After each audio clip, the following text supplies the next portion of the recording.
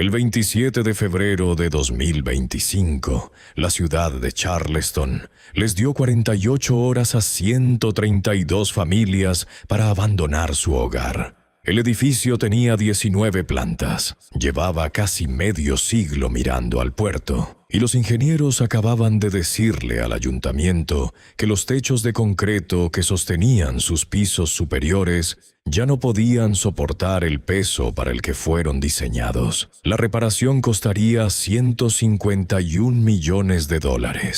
En agosto, los propietarios votaron por no pagarla. Quédate hasta el final, porque el dato que explica por qué ese edificio estaba condenado desde el principio lleva 40 años enterrado en un archivo judicial que nadie quiso volver a abrir. Esto es la historia de Dockside Condominiums, el edificio más alto de Charleston, y de cómo una sola frase en un informe de ingeniería convirtió la dirección más cara del puerto en la dirección más cara a la que nadie tiene permitido entrar. Para entender cómo llegó aquí, hay que volver al principio, y el principio es el agua. A principios de los años 70, Charleston estaba cambiando de piel. La península del centro histórico, encerrada entre el río Ashley por un lado y el río Cooper por el otro, había sido durante décadas territorio de industria portuaria, astilleros,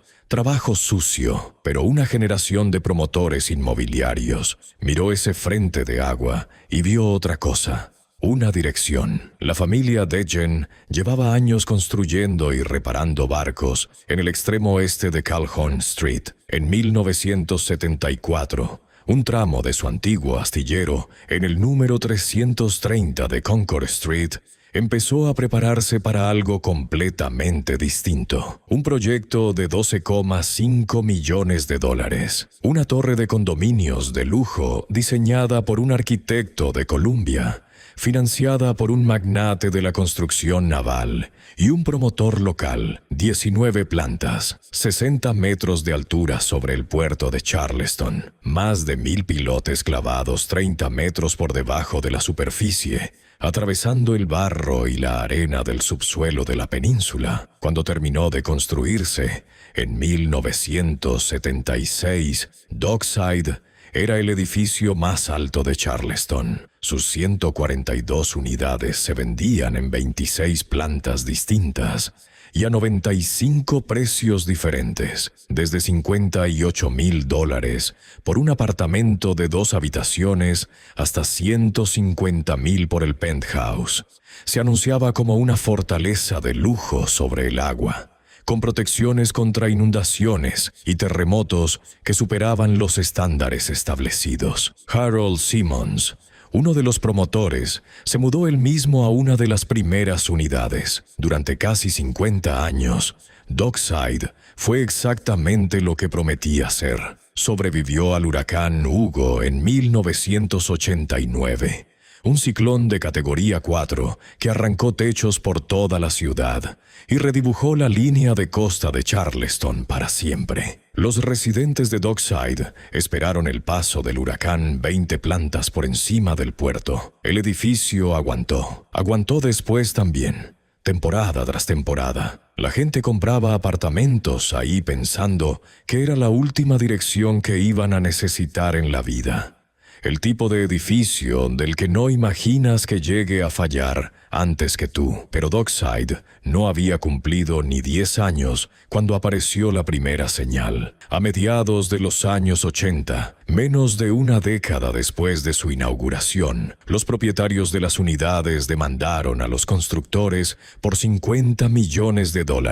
Las acusaciones eran directas: construcción deficiente, materiales de baja calidad, un edificio que no cumplía las promesas que se habían hecho en el momento de la venta. El caso llegó a los juzgados y los propietarios lo perdieron. La demanda fue desestimada. Los promotores originales salieron ilesos y el edificio más alto de Charleston siguió haciendo lo único que se le pedía: sostener a la gente que vivía dentro. Durante 40 años nada. Los huracanes pasaron. Los documentos judiciales se fueron llenando de polvo en algún archivo. Los pilotes sostuvieron. Las losas de concreto siguieron cargando el peso que cargaban desde 1976.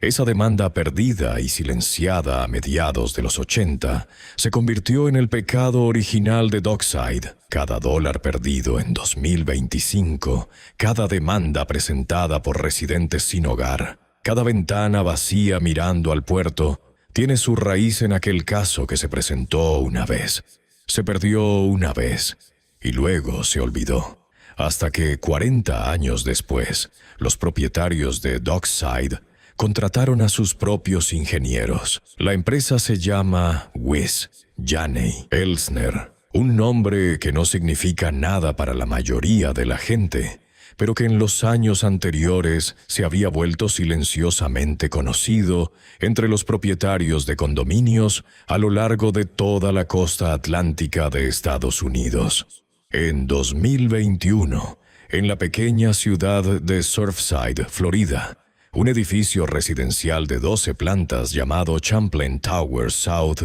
se derrumbó parcialmente en mitad de la noche. Murieron 98 personas. La causa, en parte, fue un fallo estructural específico, lo que los ingenieros llaman punching shear, o cortante por punzonamiento, un proceso por el que las losas de concreto de un rascacielos van perdiendo progresivamente su agarre sobre las columnas de acero que las sostienen. La empresa contratada para investigar ese colapso fue Wis Janey Elsner. Nadie está diciendo que Dockside estuviera cerca de la situación de Champlain Towers South. Ningún tribunal ha dictaminado que la torre de Charleston fuera a derrumbarse, y el edificio llevaba 50 años en pie sin incidentes graves. Pero en la primavera de 2022, apenas un año después de que esa firma terminara de leer los escombros de Surfside, la Asociación de Propietarios de Dockside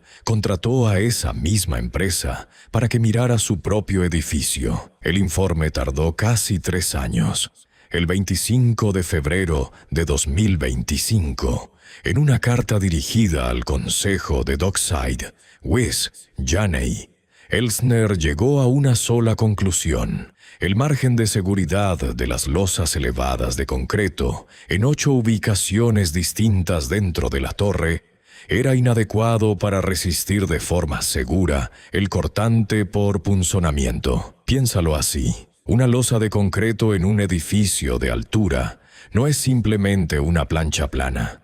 Es una plancha que tiene columnas de acero perforándola, con refuerzo adicional alrededor de cada columna, para impedir que la losa se deslice.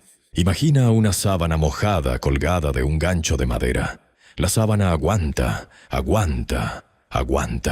hasta que el agujero alrededor del gancho se estira lo suficiente, y la sábana cae. Eso es el punzonamiento, una losa de concreto que pierde silenciosamente su agarre sobre la columna que debía sostenerla. Los ingenieros encontraron ese riesgo, en esa forma exacta, en 8 puntos distintos dentro del edificio más alto de Charleston. 2 días después, el ayuntamiento ordenó la evacuación. La orden llegó el jueves 27 de febrero. El jefe de inspección de edificios de Charleston, Ken Granata, les dio a los residentes 48 horas para marcharse. Algunos llevaban 30 años en sus apartamentos. Les dijeron que cogieran lo que pudieran cargar. En documentos judiciales presentados días después, el ayuntamiento de Charleston usó un lenguaje que ninguno de los residentes había esperado leer jamás en un documento sobre su hogar. La ciudad escribió que le preocupaba, en sus propias palabras,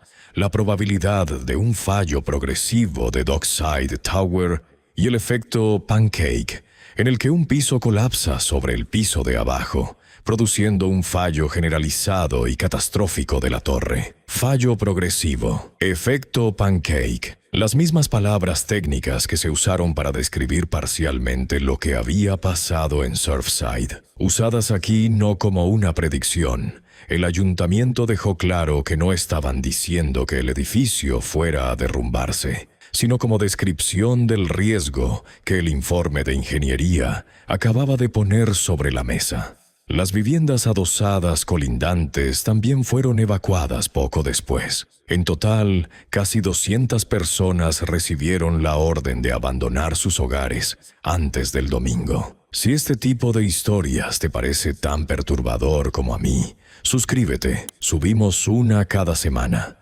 Y ninguna se vuelve más tranquilizadora. Las demandas empezaron casi de inmediato.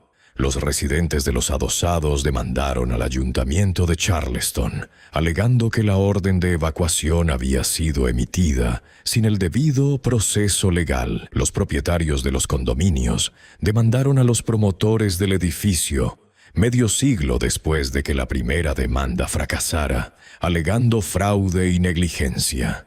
La Junta de la Asociación de Propietarios se acogió a la protección por quiebra e intentó vender lo que quedaba de Dockside, una torre de lujo vacía, a la que nadie tiene permitido entrar, mirando al puerto de Charleston.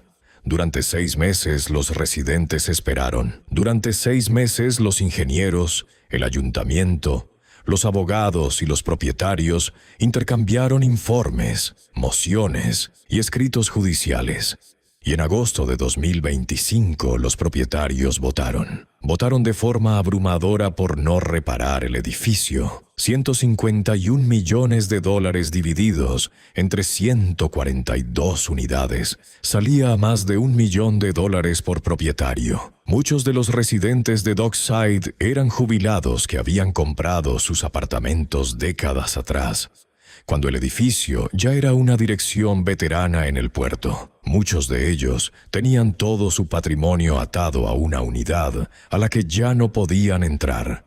Algunos habían comprado en Dockside, creyendo que sería la última dirección que tendrían. Para la mayoría de ellos, pagar la reparación no era una opción que pudieran costear.